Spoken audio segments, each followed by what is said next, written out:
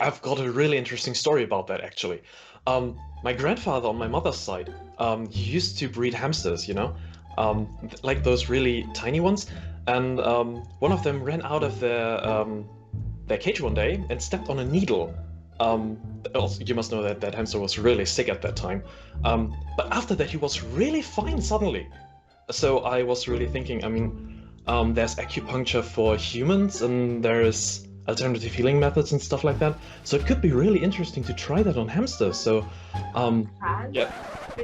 Yeah. But I kind of get the idea you might have misunderstood the question a bit. Oh. Yeah, like in-game jobs. Oh! There's just something almost childish in me that just gets all giddy when, I get to summon my own mech. Here we go. It's the same with the raids. People were complaining, oh, everyone could go to the raids, now everyone could get my gear. Yeah, what do you want? That's one thing that I think Final Fantasy could do with a bit more hybridization in general. Or a bit Final more Fantasy support. really does provide everything you need in terms of storyline, in terms of combat classes. If you then on top also have great people to share the experience with, that's just full package really for me. Hi guys, welcome back to Alith-Cast. My name is Sylente, and today we're recording Lockdown Edition 2 for you. We hope you're still safe, sane, washing your hands and eating your greens. So as you might have picked up from the introduction sequence today, we will be talking about jobs, in-game jobs that is. And we will also be talking about some FC news. We have a tiny little competition for you at the end, so please make sure you do stay tuned in for us to, give out 1 million in-game gil. So I will be introducing that after all the other bits and pieces of the cast. And I also want to not only welcome the Alith members who are just watching right now, but also people who might just have found this cast or this video by accident, by chance, or lucky coincidence. So we're Alith, a free company based on Cerberus in the Chaos Data Center. Check us out. I'll give you the contact details later. And if you're in game on the same server, just come visit us. That would be lovely. So as I said, I want to introduce myself. My name is Sylente. I also have 3 lovely gentlemen with me, and one of them doesn't like to be called gorgeous. So I have with me the gorgeous Teddy, the gorgeous Kaz, and I also have with me the okay Ambro. Hi guys. Are you okay to talk about your favorite Final Fantasy jobs and classes today? To talk to me about how long you've been playing it for, what you like about it, and what maybe you don't like so much about it, and what you're looking forward to seeing in those classes in a later expansion. Certainly. Yeah, definitely. Perfect. Okay, well, let's get it started then. So, Ambro, why Paladin of all classes? Because I like to play tanks. What a surprise. And I normally play, or I know tanks only with sword and shield. So that's why I naturally chose Paladin as my main class, at least for a starting as a tank. And to be honest, I played all the 4 tanks that are in game now, pretty much to the max. I mean, I have Paladin at 80, Dark Knight at 80, and Gunbreaker at 80, and the Warrior at 72, I think, somewhere around that. And to be honest, the Paladin is for me the most versatile, and he has everything that I need for tanking, so to speak. He got, or she got, in my case, she got that good cooldowns that are really good timed, cooldown based from the game itself. I struggle a bit with the other tanks because they have so many cooldowns that you can use, like camouflage and parry and whatnot. And for the tank or the paladin's tank, it's pretty straightforward. You have 3 basic tank stances or cooldowns that you use, and one of them even blocks 100% everything behind you. I mean, you can't move and you can't move any skills, but if you know when and how to use it, it's pretty awesome. And the other one is the ultimate, which is Hallowed Ground, that basically also gives you immunity to everything. And the only downside is that I think it's of the tanks, it's the one that has the highest cooldown from the ultimates. Yeah, But still, by far. I still think it's the strongest one. And if you say that you mainly use or play tanks, does that mean you actually enjoy a really good beating? yeah, I like to be the meat shield. No, for me it's easy because I don't really want to say that open loud, but I'm a macro player. So All right. every skills I use, I Okay. run on macros. And You used or to most you of used to the skills. play what's it called? Elder Scrolls Online as well. Yeah. Did Yeah, you yeah. also take a more tank role in that? Yeah, I was my main 2 characters were tanks. So Also Sword and Shield? Yep. Well, basically the tanks in Elder Scrolls are Sword and Shield. Oh, okay. Yeah, you have to be Sword and Shield for that, so. Yeah. Um, You can have more That's one of the points that I already mentioned before. What I really like in Final Fantasy, that you can switch your job on click and stay on the same character. yeah, that's brilliant. That's really brilliant. I don't know where other MMOs go that route, because if I want to play a second character, yeah, I play a second character. But if you're only playing a second character for the looks, then it's your fault. I mean,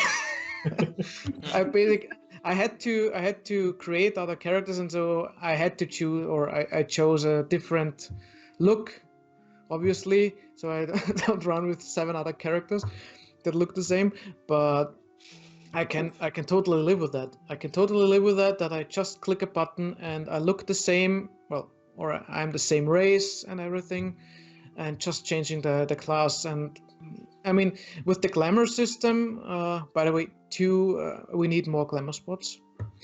Let's start a petition about that. It's awesome. I mean, I click on a button, on a macro button. I have my glams, I have my armor, I have everything with one button click on if I want to switch, and everything is set up. But back to the tanking, yeah, the paladin has everything I need. Also healing. The healing of the paladin is awesome. It's not a self heal. It's also a heal for party members, which the other tanks, as far as I know, don't have. I mean, they have self heals. Yeah, the warrior, and the self heal of the Dark Knight is a bit nah with the skill, because you need the skill for that. And on the Gunbreaker, it is a self the Aurora, right? the Aurora, Yeah. it's a heal over time, which is nice if you know that you won't die. It's just that you're helping the healer a little bit. But with the Paladin, it helped me a lot, even in raids, in trials, even in dungeons, when I see we have new players or the group doesn't know what to do and the healers are forced to heal the group, or sometimes they have to heal the group because it's the game mechanics, and I'm getting low. Then before I use my ultimate, I just heal myself, and that heal is where I think the cure potency is like 1000 or 1200 or something. That's Yeah, it's actually really decent. It's really it's strong. like half of my HP, or at least a third, if not a But half. isn't it also very costly? Because I think that was No, like it's- the I can heal trade-off. me 5 times in a row. Oh, okay. It's Yeah. like 2000 MP. That's nothing. Did you actually start, Final Fantasy playing Paladin? Was that your Yeah. first? Did you I started a trial because didn't want to pay at first for the first 2 weeks or so, and I started with Paladin, and then I don't even know which class I did, but I'm pretty sure it was Warrior, at least to start with. And then when I reached Ishgard, I changed to Dark Knight. I mean, I like the... Obviously, you have to do that because it's awesome. I mean, I like the looks of the skills of the Dark Knight, and I like the glams that you can put on the class, but I'm not really getting warm with the skills. I mean, I reached 80 like a week ago, so I didn't really use everything in combined, but yeah, but all in all, I'd say, as you just mentioned before, I think the kit of the Paladin is just very well rounded in general. Yeah. You have an answer for pretty much everything. Yeah, I mean, even if we... Yeah, Teddy. Sorry, speak on looks though, that's sort of... I was going to ask that, like, what do you think about the way the Paladin looks when it plays? Because for me, the way a class is animated often has an impact on whether I feel it or not, so to speak. Yeah, I have a feeling that as Paladin was one of the first classes in the game, that the animations and skills don't look that colorful.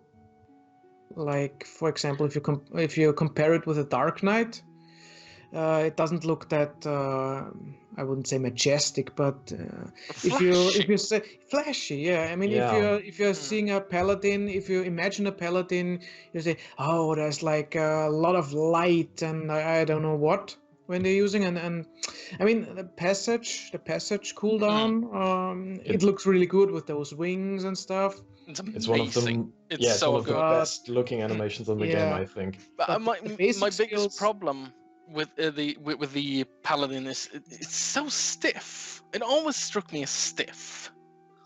Yeah, I mean that's what the main job of a tank is. I mean you're not supposed to run around all the time like a DPS or a range DPS that you're running around. So basically you're taking damage, and that's why but normally stay at the spot. Animations can still have some fluidity. Like, I'm thinking about the way, for example, Warrior is very animated in all of its attack. Yeah.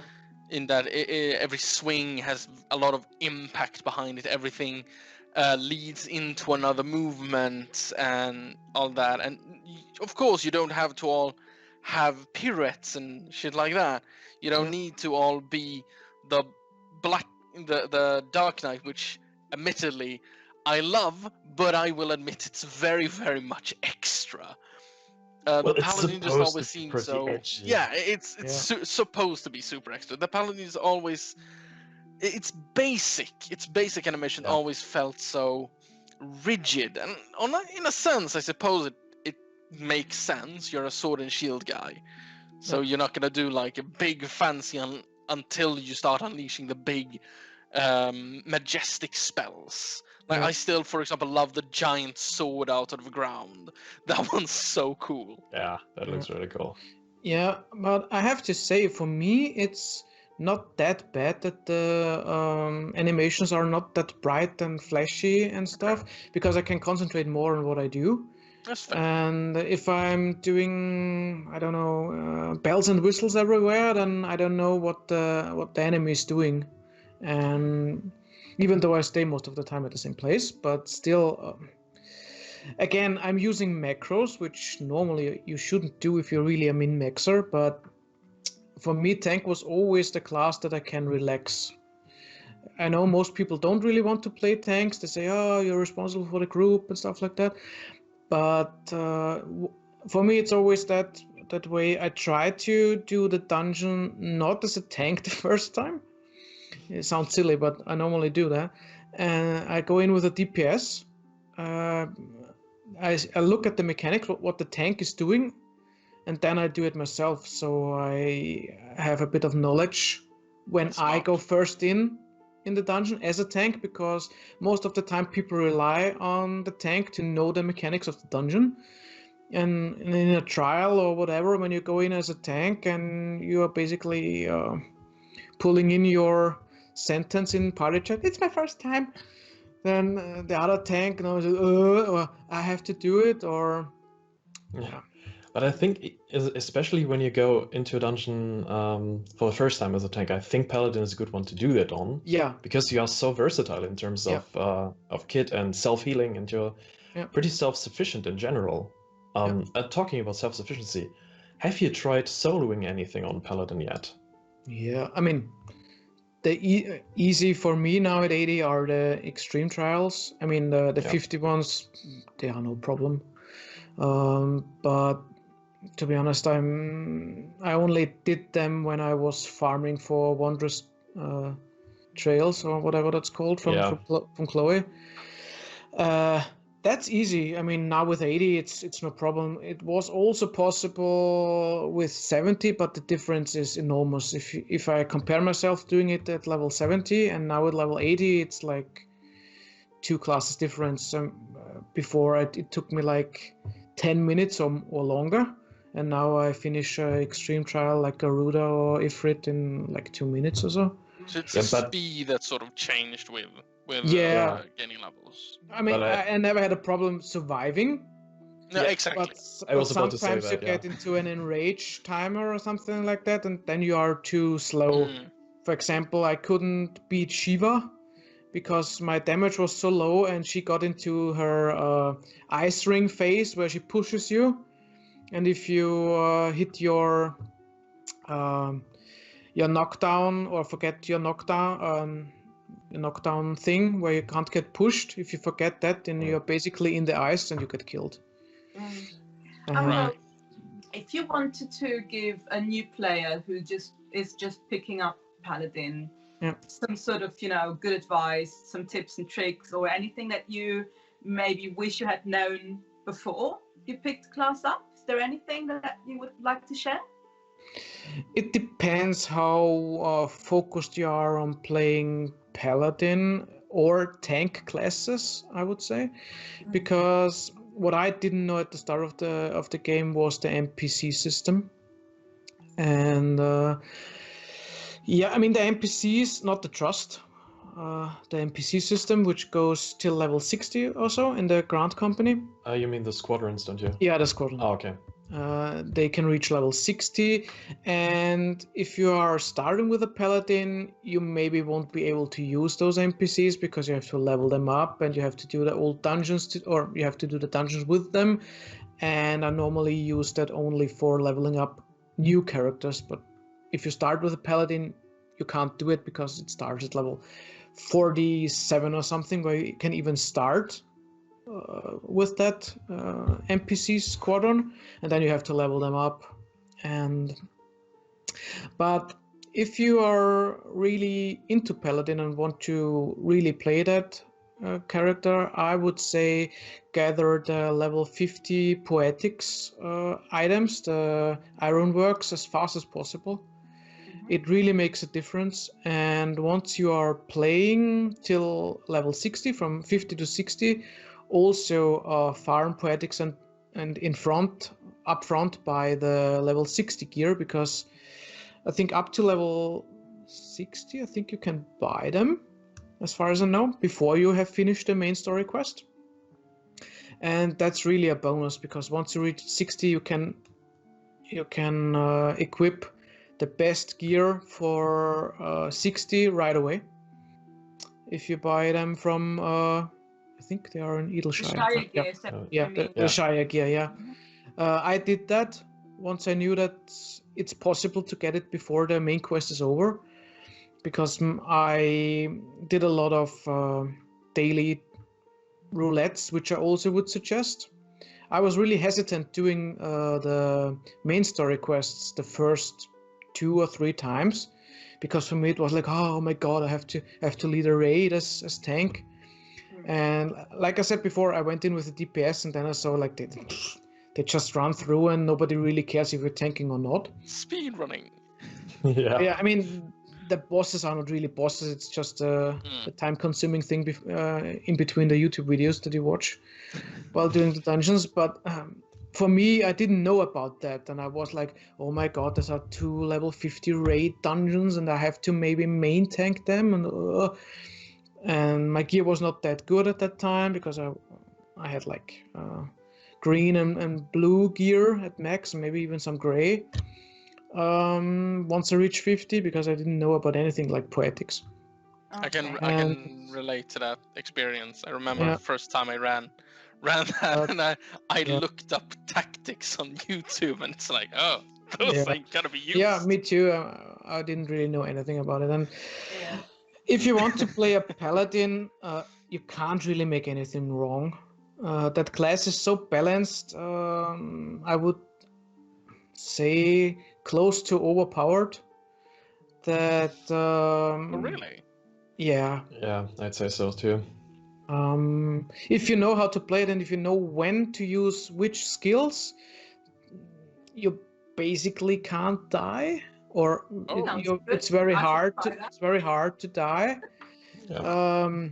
Except you're getting swapped off from platforms, if I'm not paying attention, and also use that knockback skill that saves you from getting knocked back, because I didn't use that skill till like level 70 because I thought I don't need that skill. And it also helps you that trash mobs attack you slower because it puts heavy on them. I mean, I read over it, but I didn't put much thought into it, but it's such a helper, and it's 2-minute cooldown, I think, but it really, really helps, and it's really, really good, and now I use it all the time if I can. Okay, good. So one last question, Ambro, before we have to move on, I think, to the next class. Yep. But bearing in mind that, an expansion will come 6.0, and it's very likely that we will be raising the level cap to 90. What sort of skills would you like to see for a paladin? Is there anything on your mind that you think that would be such a cool skill to have? Pirouettes, maybe? I can't really think of anything at the moment because he has everything already. He has a buff for team members. He has a shield that you can put on team members and soak the damage. He has a shield that blocks 100% if you're standing behind it. He has an ultimate where you are not taking any damage. I can only assume that you're getting upgrades to the skills and maybe 1 or 2 skills, but for me the clown is the class is so good and balanced already that I wouldn't really put any skills in it. I mean, if you put in a heal, then you are already a healer kind of, and you already have a good heal, and you have a shield that you can put on very often with the Sheltron that blocks a lot of things. And one interesting thing, you said you wouldn't add many skills in general. Would you think that having an additional rotation basically in there, like right now you have a dot rotation and a normal damage rotation that only the finisher changes basically. Would you think that adding something in there, like a secondary rotation for a buff or something, would make it interesting, or would it detract from it right now? I mean, it would be interesting. I don't know if it would mess up anything too much. I'm thinking of maybe something like the Gunbreaker has, that you are getting a special, I don't know how to say, like the Gunbreaker gets like a marker. You get a marker when you use your basic skills, and only if you use your basic skills, you can use that marker to use an upgraded version of something else like the Gunbreaker has. Oh, so basically like the charge system, or something. Oh, okay. Yeah, that you're getting 1 or 2 charges like the Gunbreaker, and then you can use better skills. But I would really only put that up for 80 to 90 and not put it earlier, because you have to, I mean, you don't have to think that much with the Paladin. Like, you have to think maybe with rotations and stuff when you're using other tanks. At least for me it's that way. And yeah, that I could think of, that you're getting like a marker, and then you can use other skills. Okay. Well, I think we're kind of time-wise. We should be maybe moving on to the next class. But thanks, Ambra. I think you know, you mentioning that basically on Paladin you can't die makes me think maybe I should roll a Paladin. That would probably improve my chances of my shelf life quite a bit. Yeah. So let's have a little discussion about your favorite class, Kaz, that is not hamster acupuncture. No, it's actually not. It's the Bard. Yeah. So tell me, why is it the Bard? Honestly, I'm not 100% sure, but before the caster was thinking about why I chose Bard, and I didn't really have an answer, so I thought, okay, what did I play in other MMOs or other games in general? And I realized I tend to play archers a lot. Like in general, I don't know what it is about it. I just tend to gravitate towards archers. And one thing that I remember very vividly was, oh my god, it has an instrument as a weapon. And me being a musician, that was basically, okay, I'm gonna play that. Doesn't matter if it starts in the tree-hugging country. I just want to play the person with a bow and an instrument. Hey, no, that's unfair to Gridania. Gridania is a nice little place. Don't diss them like that. But besides, they kind of have to be tree huggers, because if you don't hug the trees, they eat you. Yeah, that's true. That's true. So to the defense, like you hug the tree, or the tree hugs you. And in that, saying, you know, they use an instrument as a weapon. That reminds me awfully of my neighbor's kids, actually. They do the same, and it's not always great, but... What instruments are they using? Probably all of them by the sounds of it. And let's just say that maybe their skills don't quite match their enthusiasm. You know, I Anyways, always thought that's the exact thing bards need, a trumpet, because they need to be louder. Well, they got them through the whole performance system, so that's true. There's tons of bards standing around, especially in Limbs and Minsa, being terribly annoying, and probably still they remind you a lot of your neighbor's children, honestly. So, but anyways, I mean, if you play Bard, and obviously, I mean, I think that knowing the class a bit, it isn't the strongest DPS, really. I mean, you're basically throwing toothpick at mobs. Do you think it is, I mean, how balanced do you think the class is? Wow, yeah, I mean, I could rant about that probably for half an hour alone, but yeah, I think they could do something about damage numbers in general, especially when it comes to range DPS. Really? Yeah, definitely. Especially in endgame game. I mean, you're gonna be leveling just fine with basically any class, so that's not a problem right there. It only becomes a problem at end game, I think. They did a lot for Bard already during Shadowbringers. I mean, they removed the group buffing ability at the start of Shadowbringers, but they've brought it back. Oh, good.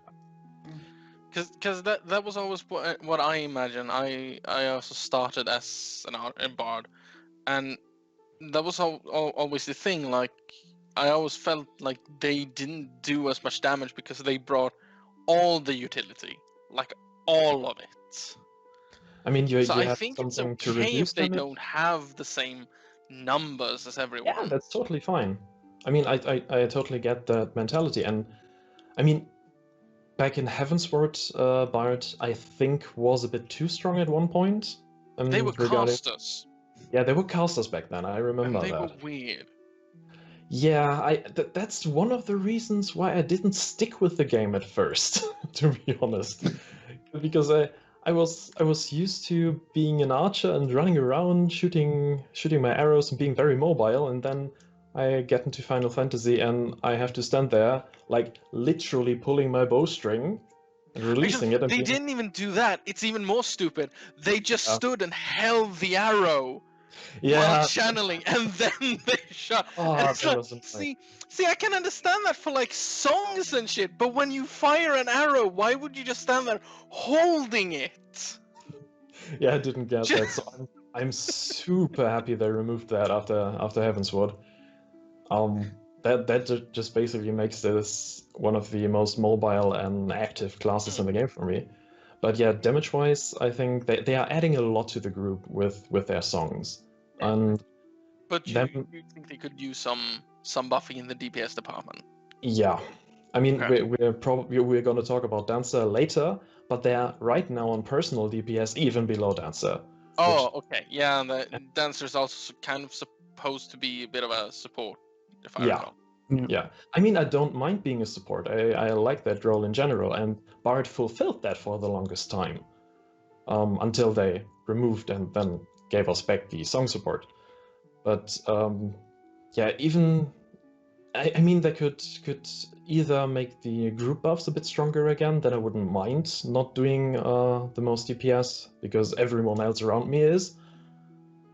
But yeah, either that or perhaps increase their potencies a bit across the board.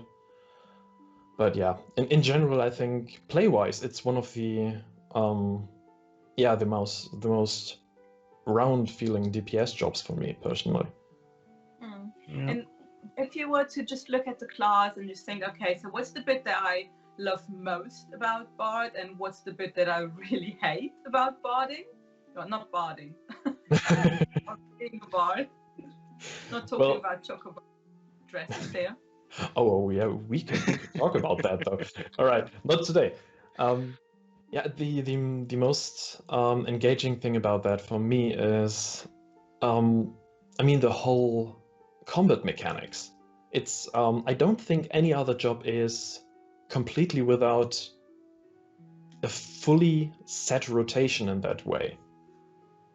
You have a lot of procs. You have small windows where basically everything that you play around changes. Like every three of the three songs plays a bit differently.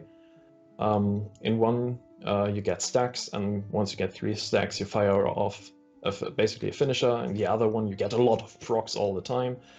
And the third one is, yeah, basically you just do what you do in the other two and nothing else, which is cool for a few seconds, because then you can just wind down for a bit. But yeah, it's one of the most engaging jobs for me. I think that's what I like about it, and being mobile and running around all the time. I have a question, because I only have a bard that is like 62 or something. I'm not really sure how to use those songs, because I just play them, or I just use them right after another, and I think that's not how you do it, or is it that way? Actually, you're supposed to always have a song running. There is an optimal song rotation, which is Wondrous Minuet at first, because that has the most damage output with the finishers. Then it's the one that's not Army's Paean or Wondrous Minuet. I'm blanking right now. That's the one that gives you a lot of procs, and then Army's Paean is the last one.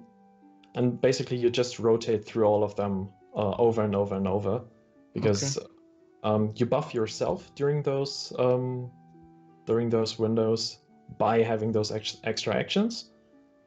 And you buff the group, especially if you're in group content. So because I use them right away after another, and I don't think that's how you should use them. I think they override themselves, I think. Yeah, they override each other. Yeah, because I have a macro, surprise, and it goes like, do that, wait a second, do that, wait a second, and I'm standing like there like, run, for like 5 seconds, and then I thought, okay, that's not really doing much. No, it's not.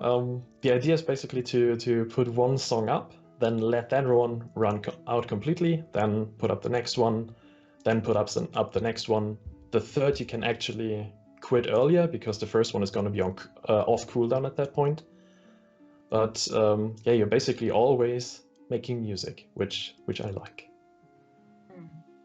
And is there anything about the bard that you think, I wish I had known that little trick or tweak or whatever earlier, sooner?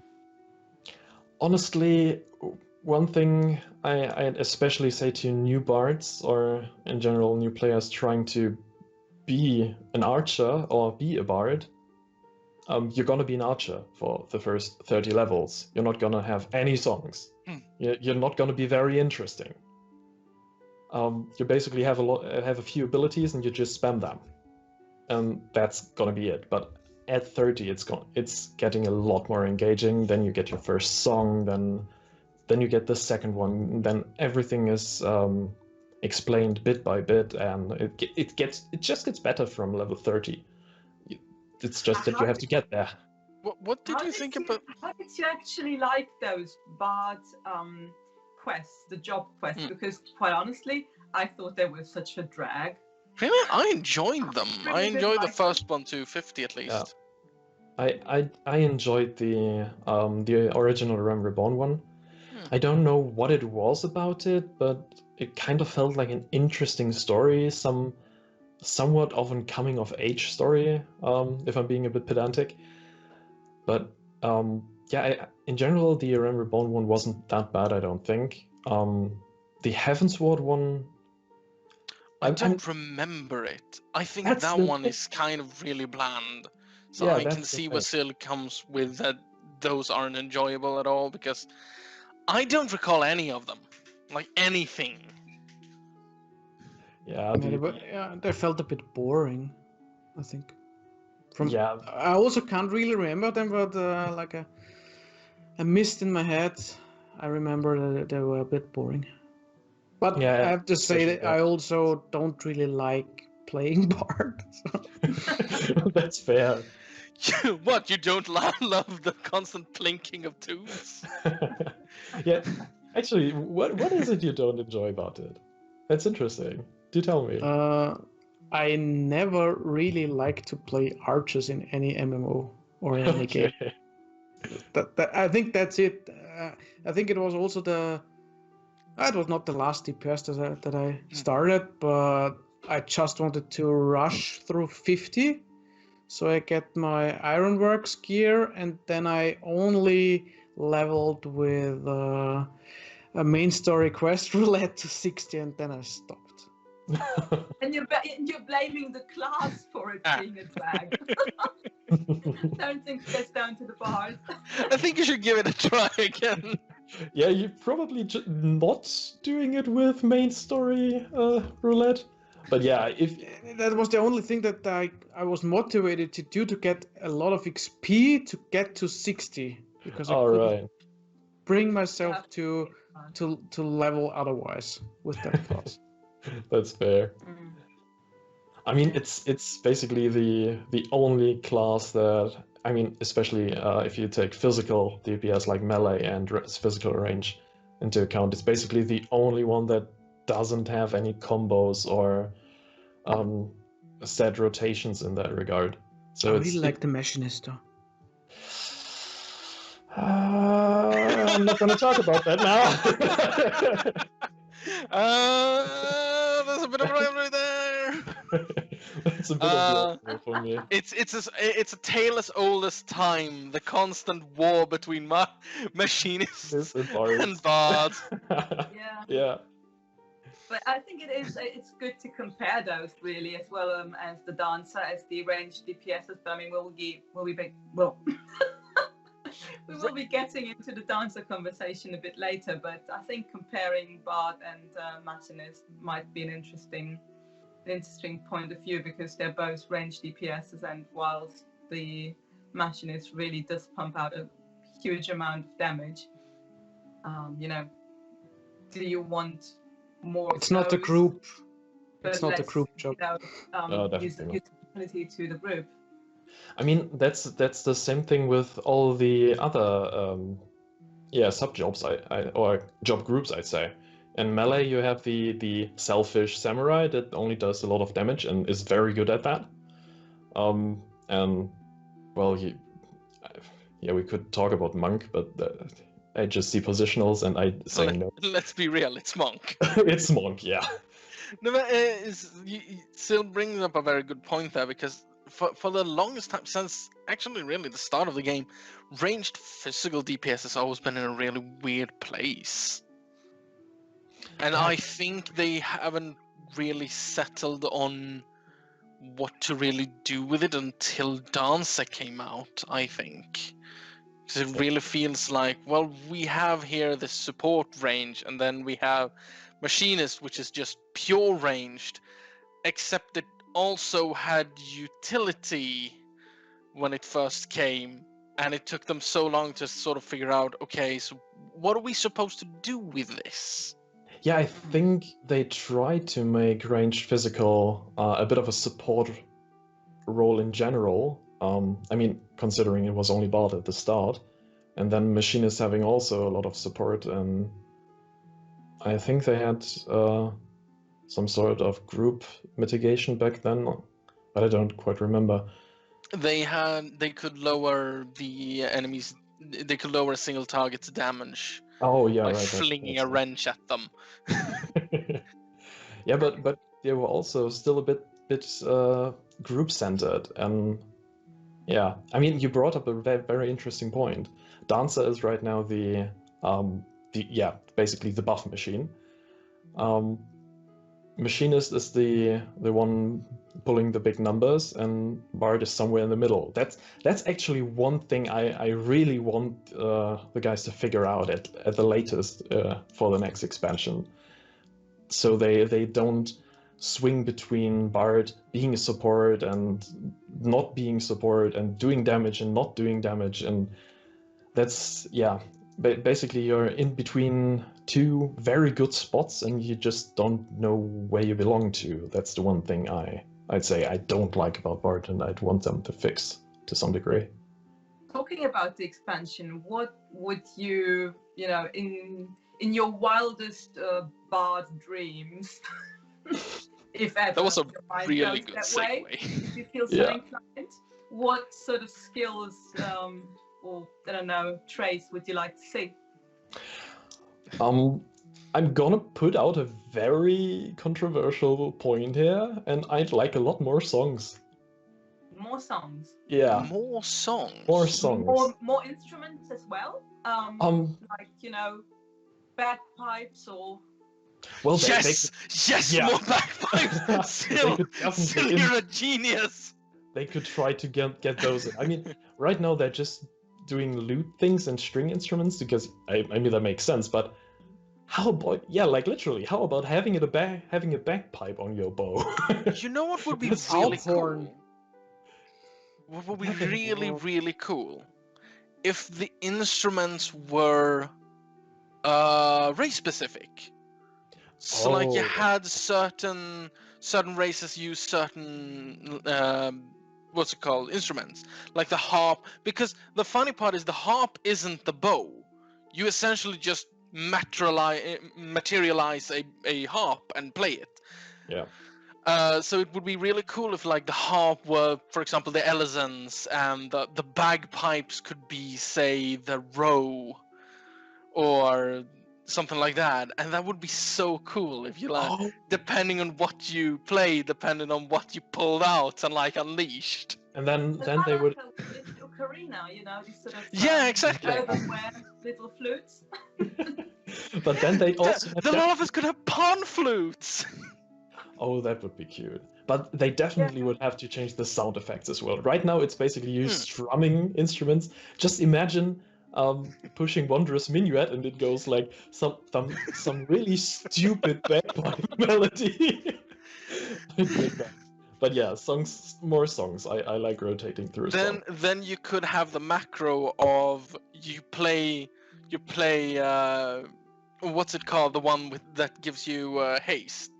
I can't remember. Army's Payan. Yeah, you could play Army's Payan and have the macro that when you activate Army's Payan, you post in chat as a yell, Scotland! Would that make you play Bard, Ambro? No. You're totally selling it to him right there. I can just see the excitement in his face. And I are just, wow, I want that. And Ambro's like, no thanks. No thanks. Shall we migrate from the Bard discussion to the dancer conversation, maybe, just because it is, sort of related to the topic? Yeah, sure. So, I mean, dancer is my main class these days. It was introduced with Shadowbringers with the expansion, so you need to be level 60 to pick that up. And good God, I'm so glad I did. I absolutely love dancer.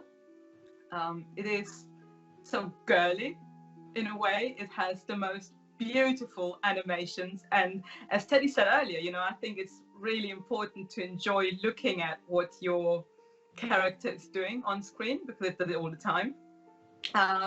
So I was a bit surprised when dancer got introduced, and we all thought it's probably going to be a healer, and then we found out it's going to be a ranged DPS, and I just couldn't really make sense of that idea.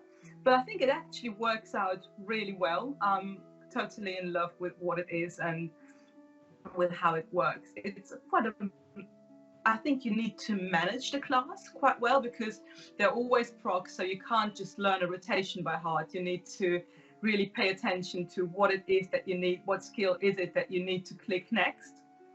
Yeah. So that always needs one eye on your skill bar, and you can't just macro it. Or Yeah, I hate that class. by heart. So maybe that makes it less attractive to some people. Ambro. We name no names. We won't say any names, no. But what I also obviously love is that it's highly mobile. You don't need to stand anywhere and just wait for your cast time to be over, which saves my life quite a bit. So that's really good news. What I also really like is that so many skills are not target bound, so you don't need to have an actual target to perform them, like all your AoEs, for instance, as well as the standard step and the technical step.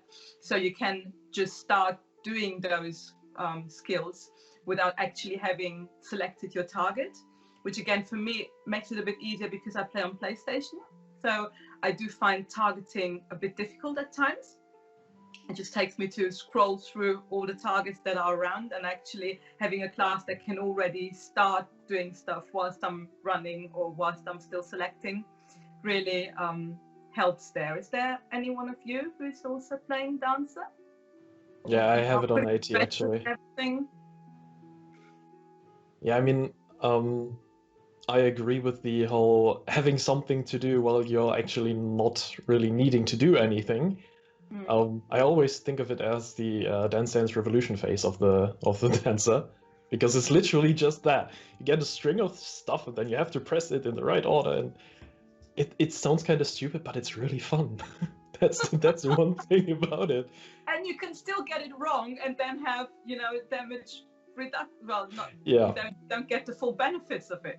Just like out of 4 skills, how could I click the wrong one? But it does happen, unfortunately, sometimes. So unfortunately, also being a class that you pick up at level 60 means that you get a lot of skills right from the beginning, which I found at the beginning to be a bit overwhelming. So rather than having a class that you start leveling from level 1 and you get a new skill every couple of levels and you get to know what it does and get a bit more used to it, you have all these skills kind of dumped on you. It's the same with gun blade, I suppose. So I felt the same way. It was like yeah, go on. Took a bit of time to get used to, but I think it's fairly easy to understand, and you obviously have 2 gauges that you need to manage, and but it does look pretty. And what I did think is the story quests around the class was a bit underwhelming. You think so? I thought they were brilliant. Did you? Well, I did, yeah. I thought I failed the first quest. You're gonna have to explain that one to me. Yeah, like really, why or how? I remember that you have to you're showing your dance to that little Lala. Yeah. And there was always do that skill now, and you have to do that skill now.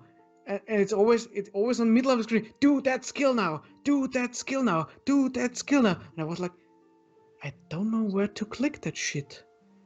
I don't know what to do. And then was, dang, dang, time is over. And you have like 20 minutes. And the time was over. I was like, wow. You had F to, that shit. when you had to use the closed position, so basically Yeah. Use that position now. Use that now. Use that now. And I'm like, I'm trying. I was like, no. You can't even macro it. Yeah. No, I didn't even macro it yet because I was like, so many skills, but then you have to do a standard here and a dance here, and now use that, and then it's always in the middle screen. Use that now. Use that now. Use that now. He's looking angry at you. Use that now. Use that now. The stress was just mounting. And you just didn't want them to tell you how to live your life. I kind of adore how we literally have here Ambro's story of how the game actually makes you feel stage fright. The dancer's the perfect class. It embodies the power of the dancer completely, including that, oh, I'm new to dancing. I'm terrified of performing. What if I fail? If that's intentional, that's brilliant. I would love if that's the thing. If you actually intentionally feel like, oh no, I need to perform. Ah! Not a job for people with performance issues. No, I mean, I was completely perplexed because every class was no problem, and with dancer, I couldn't even beat the 20-minute limitation for that thing to do that. And then again, start again. And then when people ask me what's a really easy class to play that I don't have to just say dancer. Dancer. I say dancer or red mage, and generally just dancer. I would actually argue that probably red mage is a bit easier. That was my main before dancer. I also love how dancer finally gave us the thing we always needed, a rival for the fanciness of red mage. Yep. Just now we finally have the two fashion classes. I love how both of them were your main, Syl. Like the fashion classes. Well, I mean, you know, if I can't convince people by performance, I just have to do it with looks. In-game looks, that is. Syl essentially has the best taste in classes, is what we have managed to conclude here. And I mean, it can be quite hilarious, really, if you pick one of your really funny glamour plates, and then you have, you know, a chicken head or a pig outfit with a carbuncle slippers dancing around. I demand to see you post a picture of that in full chicken gear, just dancing. In full chicken gear, absolutely, I will do that. Thank you. I adore that. I would adore to see that. Real life. And I sent all these, you know, sort of professional, serious photos of my character to Bell yesterday, and he's been kind enough to put them all up, but unfortunately none in chicken gear or in piggy gear. Oh, that's a shame. We will come back to that later. An idea I had whilst thinking back on the dancer story was that the person you were performing for, at some point there was, in the story it said like he was mesmerized by the dance, and I was actually thinking how for maybe the level cap increase and the new set of skills, have any of you ever played Guild Wars 2? I There is a have, class actually. called the Mesmer, Yeah. and that would actually be probably quite cool to have something like a split image of your character and you two dancing, maybe you know, have a couple dance or whatever as a skill. Oh, yeah. So like a mirage dance or something like that. Yeah, I don't know. That was just an idea I had, that would probably be something that looks quite cool, might also be, you know, confusing for the mobs if they don't know who's who.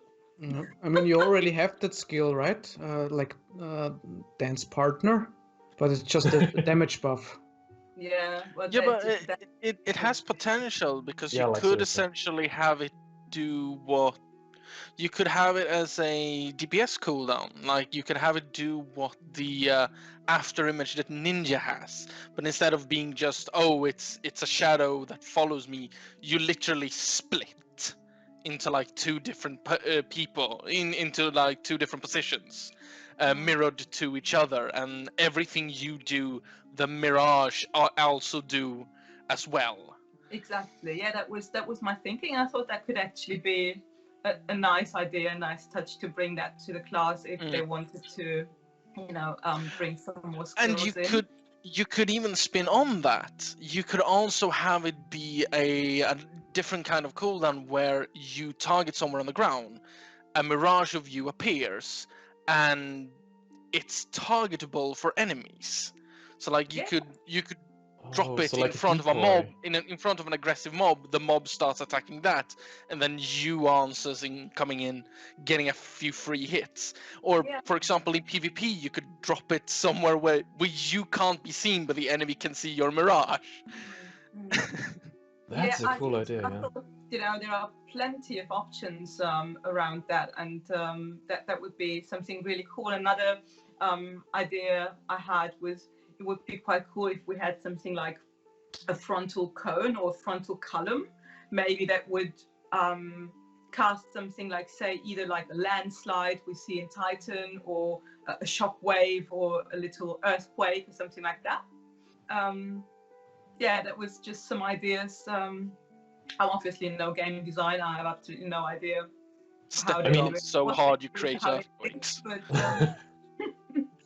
But yeah, I think, I mean, especially animation-wise, it would be really cool. But I mean, the dance animations in general are just gorgeous.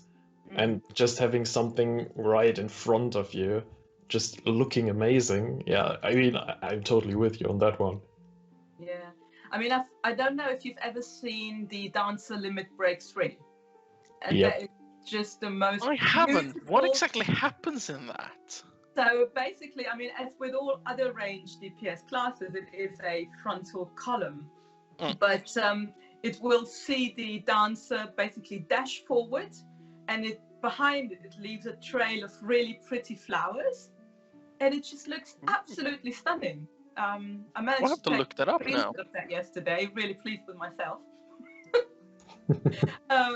But yeah, it's a really cool looking skill. Unfortunately, when you do the limit break, you don't always see it.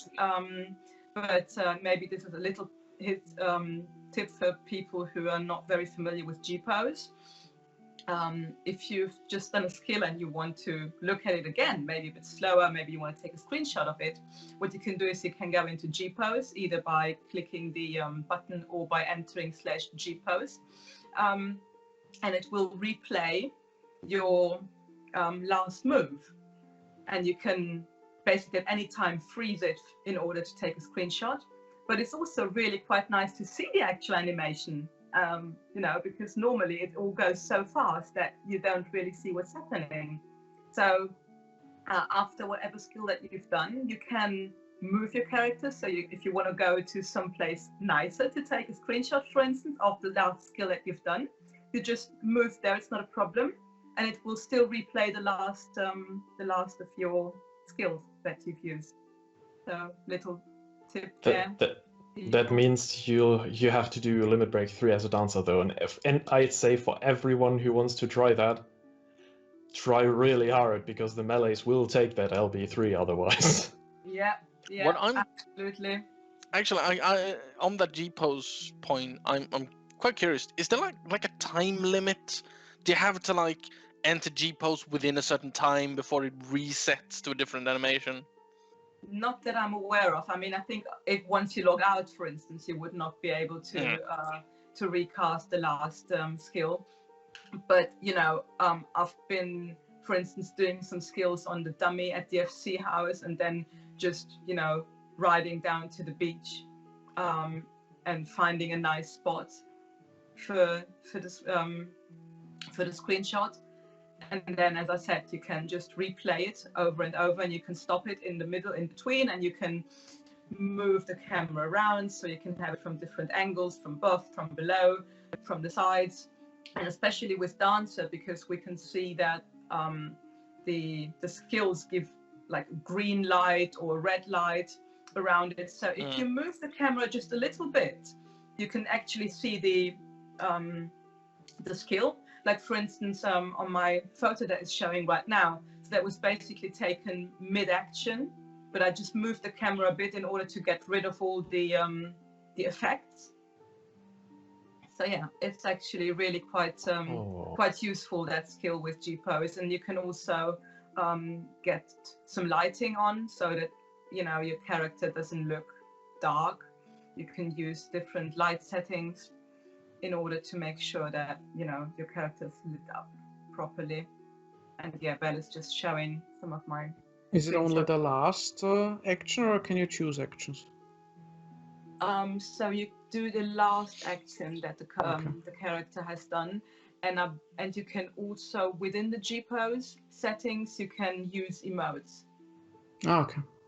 So, but you cannot replay a different skill that you've used before that.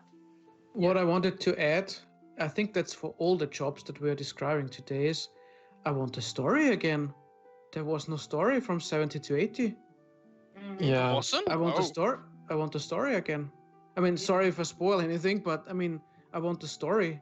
There was like every time a story, every 5 levels or so, and 70 to 80.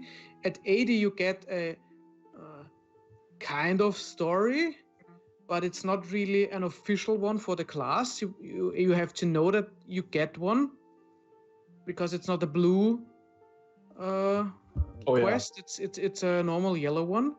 Especially for I totally everyone. forgot about that. Sorry if I broke everything up, but that just came into my mind while we were talking about story. There was no story. If we really get to level 90 or whatever, I want story again. That's a disappointment, because the class stories gave a lot of classes like context and purpose. Well, surprisingly, a lot of like world building as well. Yeah, I mean, it's not like there is no story at all. It's just that it's not focused on. It's not focused on you, on your class. I mean, there's a whole arc of the Shadowbringers and storyline. I don't mean that it's one of the best of the game, to be honest. Yeah. But I want the job stories. quest. I want the job quest, Yeah. like I had before. I was really surprised because I was waiting. I even looked up in the internet. I googled everything. I thought, what the fuck? There is no quest level 70. I mean, you get skills. I mean, normally it was part of the quest line that you get your skills, and now it's like 72 you get a skill, 76 you get a skill, or level 80 you get a skill, and then that's it. And if you don't know about it, you don't even know that your class guy for the paladin, it's the one in Ul'dah, has a quest for you. Yeah, that's a really good thing for everyone, for anyone who hasn't done their 80 story. If you've got a job at 80, just go back to the last person giving you an actual job quest on Eorzea, and they'll probably have something for you. Yeah. I mean, it's not much, but it's like a roundup for the job. Yeah. And I won't spoil anything, but normally you don't have to do much for it. It's just like a conclusio of your job. But still, if you don't know that, you would even, because you don't have any job quests from 70 to 80, you wouldn't even think of getting to one of those characters back and see that there is a quest. Even more if you're not doing side quests, because you see so many quest icons that you won't realize that there is one more now. All Right, so we have been discussing the Paladin, we've been discussing the ranged DPS classes, Bard and Dancer, so that only leaves one last class to discuss today, Black Mage, and I'm going to give the stage to Teddy. Teddy, why did you pick the Black Mage? Well, I have always very much enjoyed mage classes in all sorts of games. I feel like they have a lot of potential to look really cool, and Black Mage was no real different. I sort of fell in love with it when I checked out the job actions for Heaven's Ward first, and I got really curious about it, and I really wanted to play it, but for a long time I felt, well, I don't know. At the same time, I kind of prefer archery and such, so I went with archers from the start and into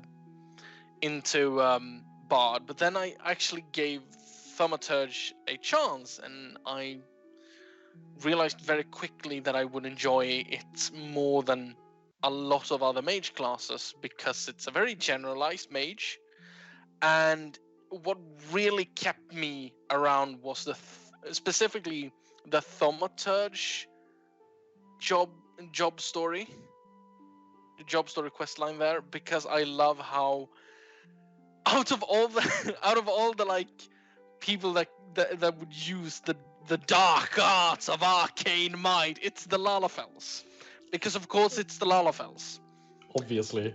and the first storyline is so fucking funny because it's essentially just a story of brotherly betrayal and possession and the losing oneself to the desire for power and mages being cowards. Yep, it's brilliant. And overcoming the fear of, oh no, I'm going to take damage. And I love how essentially your masters are just these, we can't do anything without a strong tank. And meanwhile, I'm running around, so I'm just gonna detonate this area. If you are, because I love how Black Mage essentially goes from, here's a fireball to, screw you and everything in your general vicinity. Here's fire 2. Here's fire 3. Here's fire 4. So basically the whole explosion meme. Yes, it's the explosion mage, and I really like that. I also, once I hit Black Mage, also going from Thaumaturge to Black Mage, the whole gimmick of Black Mage really dragged me in, because I liked the whole ebb and flow of power as Thaumaturge, but that doesn't, you don't notice just how good that flow feels until you hit Black Mage, until you start getting those, so now I went into fire, and now fire 3 became a thing, and you have these moments of just, here's one fireball, and here's the burst, and now I need to go into the mana regen stage, and I can sort of get this moment of just planning ahead for this next flow of burst of energy. And I love that flow. I absolutely adore it. And the addition of the Fire 4 and the Enochian and all that, I think only enhanced it. So Black Mage has really been a job I have been, as I've gone along, just fallen more and more in love with. And don't you mind it being so slow? No. I actually, no. I essentially can't move out of anything because you're always casting and you've got these massive cast times. I actually like that challenge. I played a lot of mage classes. Like back when I still played World of Warcraft, I mained mage. I played arcane mage. I played frost mage. Movement was never really a factor.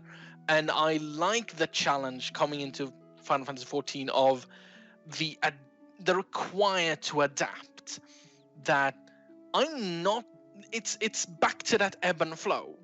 I need to not just ebb and flow in my own power, I need to ebb and flow with the fight.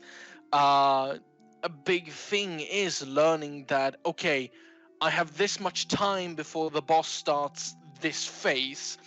By the time I hit this phase, I need to have gone out of fire into ice. Because then I don't need to DPS, I just need to focus on moving until I can get back into the burst phase.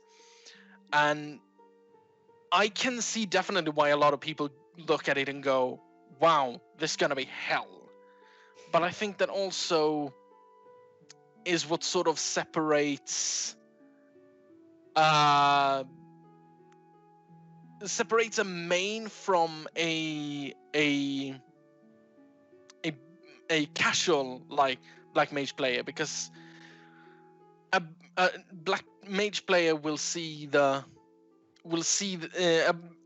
sorry, let me restart. Any black mage player that sees this sort of requirement of movement will feel this is hell.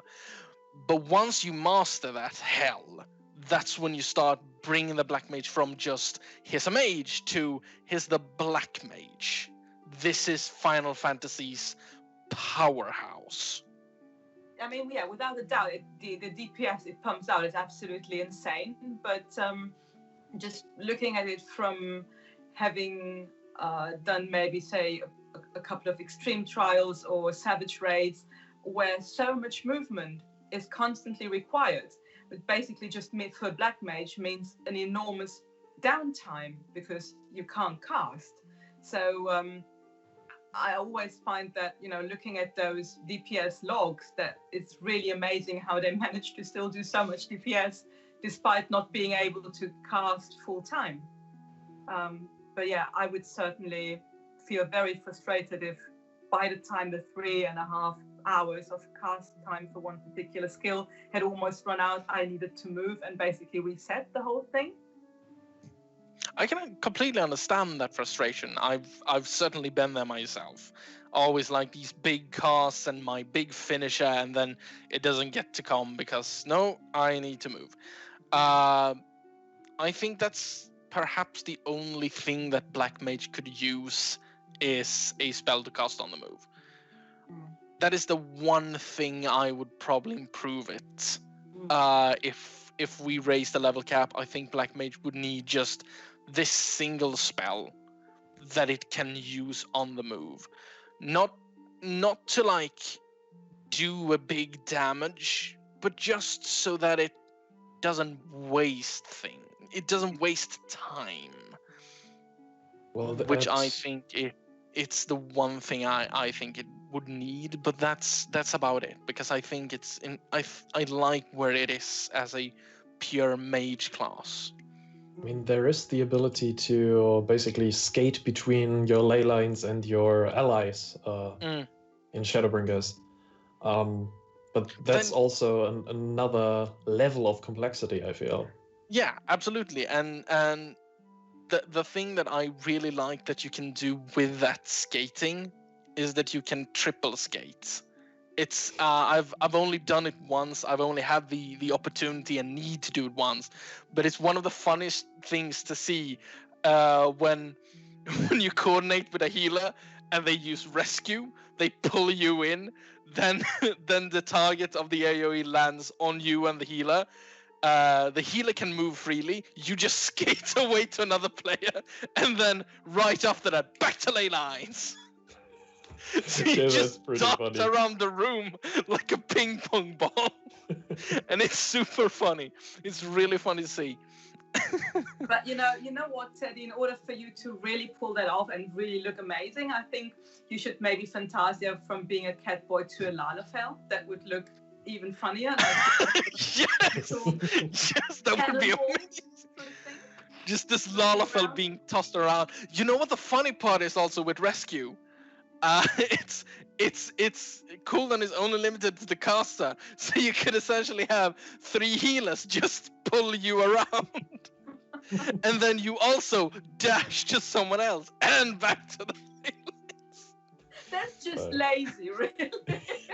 So No, what you're- it's the perfect form of like of transport system essentially. So what you're Just basically saying is- so this black mage doesn't want to move. He wants to stay in his ley line. Rescue, rescue, rescue. Back to ley lines. So what you're basically saying is healers adjust. Being Yes. a black mage. So it's not entirely incorrect. I think it is a meme. The whole healers adjust is a meme, and it definitely is something that black mages have had a problem with players that have that mentality. I think there are moments where the black mage can say, yes, I can afford to take this hit, and I can trust my healer to just let me survive it. But putting that responsibility on the healers is also, I've always been against that. I've always thought that's silly. That's also, I think, is a big important, because I think it's funny. The Thaumaturge storyline sort of teaches you that you have to gauge, what can I take? What hit can I take? How much can I take before I need to adjust myself? And putting undue pressure onto someone, that's pointless, but being able to say, I can mana ward through this, let's just take this hit so I can keep casting. Yeah, I think that's one of the honestly one of the key mechanics of the black mage, just to max out your casting potential and just keep casting until the latest second that you can take to get out of the area or get out of the telegraph. I mean, it's an interesting challenge, but I've always been a bit overwhelmed by the black mage. I don't know why, honestly. Because I hear it's not that hard to play, but yeah, might be one of those Ambro moments where I'm just like, no, I just can't. No, I can understand. Not Like, right. one of the most difficult things I had when learning to play black mage was mastering Fire 4, because before you get triple cast, maximizing Fire 4 is hard, because it's all about timing. It's all about knowing, okay, this takes this much time to cast. Can I squeeze in a Fire 1 to keep the astral fire up, or am I going to drop it? I think I've managed to max out at like 4 Fire 4s before I have to cast what's it called? Fire 1. And I have seen people being able to squeeze out just a teeny tiny bit more than that. So I can definitely see how one gets overwhelmed by it. It also doesn't necessarily help, like how Ambro pointed out earlier, that when you have fireworks in your face, it's hard to see what exactly is happening. And that's sort of the black mage's MO. It's flashy. Its goal is to be as flashy as possible, because if you cast big spells, you get big numbers. Herder. Yeah, definitely. So it's definitely, I can definitely see how one would go, oh no, what's happening? So what would you say if someone, wanted to start leveling black mage? Obviously, if you pick it up, you start leveling that from level 1. What's the fastest way to level a black mage, and also how can you ensure you survive out in the wild when you don't have a tank or a healer or both with you? For starting off with black mage as well as leveling black mage, I think the best tip I would give a new player is be patient and choose your fight. Pick your fights carefully. when entering a battle with a mob or facing off in like a fate, don't overestimate yourself. You're going to be hitting hard, but you can't take much, and it's okay to run away. Fastest way of leveling, I'd say, is grouping, like grouping in dungeons and all that. Black mages are appreciated in dungeons in general. Like, it's something I've noticed. It's never unwelcome to just have this bomb in any fight. But also in fates, I think is really good for black mages, because if you can find fates where others are also playing, you can definitely capitalize on bouncing aggro between you and other people. But I think that's the biggest lesson. The biggest lesson of the black mage is patience and patience engaging, because it's very much is the essence. It's back to the whole ebb and flow thing. It's deciding how much can you take, and if you fail, that's fine, but you have to learn from it. Yeah, and I believe the black mage does not have self-heal, does he? It does not. It has its best spell for survival is Mana Ward, because Mana Ward is just amazing. It's a defensive cooldown to just essentially place a shield on you that completely blocks a pretty substantial chunk of damage. But in terms of self-heal, no. Yeah. It's got things like freeze, and it's got things like heavy, so it has the utility to buy time, to kite. Yes, but in terms of healing, control, it's pretty. Yeah, definitely. Yeah. Yeah, but I think, sometimes it's just that heal that you need for yourself when you're out there questing or in a fade, and your HP pots are on cooldown, and the crowd control maybe doesn't really work because there are more than a couple of mobs after your hide. It could definitely use like a healing cooldown. It has an interesting thing where the black mage can take damage to restore mana, to restore magic points, and I think it could have a similar ones in the reverse, like you drop like half your MP to get like a huge chunk of health back, but it's on a pretty long cooldown, so it's not something you can just throw out willy-nilly. And it would also give your DPS then. Yes, it definitely would give you more DPS, which I'm not sure the black mage needs, but I'm not gonna complain if we do get more potential damage. I mean, if you're being basically the DPS bomb there is, I think it's good to have drawback if you give the black mage a heal or something like that. Like it's not just I can kill everything, and if I can't kill everything, I'm just gonna heal myself to full and then kill everything again.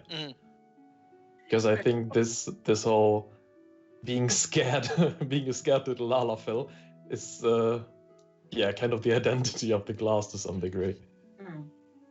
It really is a glass cannon through and through. Paper made. So, are there any more points you want to make about the black mage, or shall we wrap this up and continue on to the FC news? Yes. For anyone who still thinks that Ice Mage is a funny meme, it's not. It stopped being funny since Realm Reborn. Just don't try to be an Ice Mage. You're not an Ice Mage. Okay. That's like the only note I want to add. So maybe that should be the key takeaway for new black mages then. Don't be an Ice Mage. Be a black mage. Very much be you're gonna use both Astral Fire and Umbral Eyes and use them. Oh dear God, use them. But the thing is, like, I don't see new players being just Ice Mages. It's always like veterans that thinks it's funny. Ha ha! I'm Maybe just it gonna is. cast ice spells. Ha ha ha! Well, we never know what the next expansion brings, and maybe the black mage is going to be balanced a bit differently and being They ice switch mage places with again. Umbral Ice and Astral Fire in mechanics. All right, so let's move on to the guild news. It's going to be a very short section this time because there is not all that much I want to tell you. So obviously last time we had this Demona on the call giving us some raiding updates. This time round, the only thing I want to say about the raiding is congratulations to our raiding team who've been able to clear the latest extreme trials. So well done there, guys. For people who are not familiar with Aliths raiding, we do not do statics in our guild, so it really is new people to the group every time. So clearing content in that way is absolutely awesome and amazing. We still have 1 day a week where we do not raid, which is at the moment a Tuesday night. So if one of you guys is looking to maybe become a raid leader and is available on a Tuesday night or potentially on a Saturday, then please get in touch with this and she'll be able to talk you through whatever the next steps are. We also have been super successful lately with getting new people on board. So at the moment, the number of active Alithians is, I believe, 235 people, which is absolutely awesome. Welcome to all our new members. Go on, give me a hand, guys. Yep.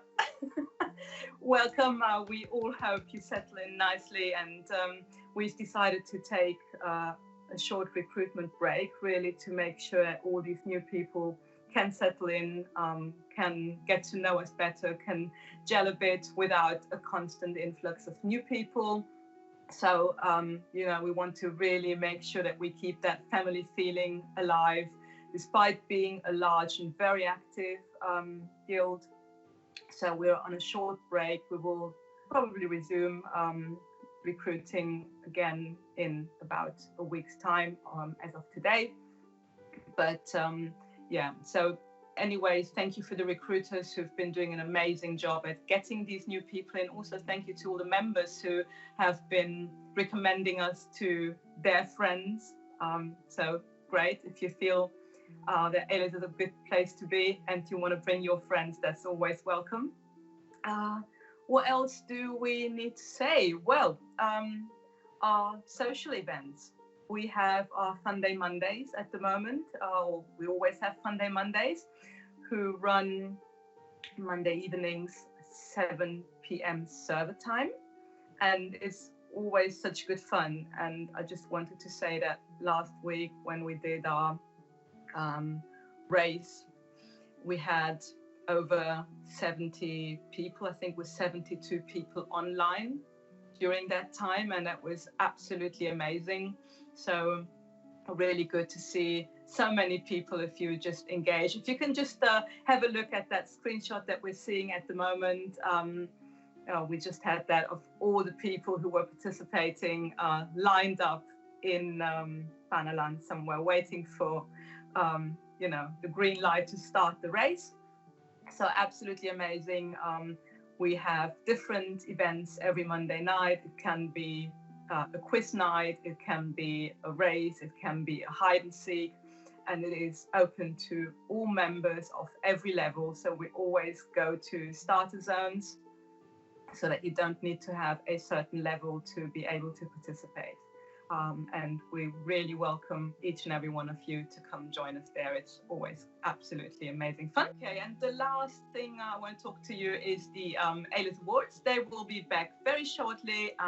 We've had a little poll. We've gotten some feedback from you, what you wanted us to change or maybe tweak a bit. We've listened, and stay tuned and see what the next steps will be. And we're looking forward to celebrating amazing people and members with all of you. So now, I've already mentioned that at the beginning of the show, we have a giveaway. Since we've been talking about jobs today, the giveaway of 1 million gil is going to be a challenge for your creativity. So we want to see quite how creative you can get if we ask you to name the most random, hilarious job for Final Fantasy. Whether that is Kaz's hamster acupuncturist, or whether it is a professional yo-yo dieter, or maybe chimney sweeper for Santa Claus. I don't know. Yeah. Don't take Moogle Tickler, because that's my job. Wait, is a professional professional yo-yo dieter basically just a dieter that keeps getting fat and thin, then fat and thin, then fat and thin? Yeah, okay. The gift that keeps on giving. Yes, exactly. I kind of feel attacked here personally. But I mean, if you get money for it. Who am I kidding? I just stay at the bottom. So anyways, if you can beat professional yo-yo dieter in creativity, then please just drop that job description, job title, and your in-game name in the comments below here on YouTube. We will keep that open for the next 10 days or so. The winner will be decided by a professional panel, which is these 4 gorgeous people here. We are now a professional judging panel for job introductions. Well done, us. And we professionalist is being generous. And we will be announcing that on the 31st of May. So the person winning the creativity challenge is getting 1 million, maybe to go towards a online training of whatever the job is going to be. And with that, we are concluding the Alith-Cast for today. I want to give a very, very big thank you, first of all, to Belle, who you can't see and who you can't hear, but who is doing all the amazing tech stuff in the background. Thank you, Belle. Thank you for bearing with us. Thank you for editing all of our blunders out, I hope. We will see when this gets published. Thank you to the officers who do a great job at keeping all the members happy and doing a lot of admin stuff and coming up with new events, organizing the raids, organizing the recruitment team, harvesting onions in our SC garden, and so on. Thank you to the recruiters who help us being such a lovely guild by bringing in new members. Thank you to the raid leaders who offer advice and their time up to run, explain, and clear content. Thank you to all our members. You're all awesome. Thank you to all the people who upload screenshots so that Belle can use them to put them up. And we hope you get in touch with us. If you would like to know more about Alith, if you maybe want to join us, then there is the website that you can visit us on. There is an email address. All those contact details are on view right now. You can also obviously follow us on social. I hope you do. So on Facebook and or on Twitter. Please just give us a like, give us a thumbs up. Also, please subscribe to this YouTube channel. And any famous last words from you, Ambro? How could people get in touch with you, or what else do you want to say to people? They can get in touch with me in-game, Ambrosia Nightingale. And other than that, you don't get in contact with me. When I'm in-game, I normally reply. Not bad. Kaz? Yeah, same goes for me, basically. In-game name is Kazaori Itetsu, double T. The rest is pretty much spelled as you say it. Just search for me, and if you've got any questions, same as Ambro, if I'm online, I generally respond really quickly. So yeah, just feel free to get in contact with us. Perfect. Teddy? You can find me in-game under the in-game name Dontia. That is D. I can't remember what the little sign is called. OHNTIA. and you can find me on Discord under Teddy. Perfect. So my name is Sylente. I will be contactable by all of you, either in game when I'm not busy dying, or via all the social media channels of Aliths. So you can contact me via Twitter or via Facebook or even via Instagram. Otherwise, I had great fun with all of you. Thanks, Teddy, Kaz, and Ambro. Thanks everybody for watching, and I'm hoping that you had fun and you will be tuning in next time again. Much love to you gorgeous people. I know Teddy and Kaz will be doing the hard as well, and Ambro is probably just going to give you a thumbs up. There he is. See you soon. Bye, guys. There it is. Bye. Bye.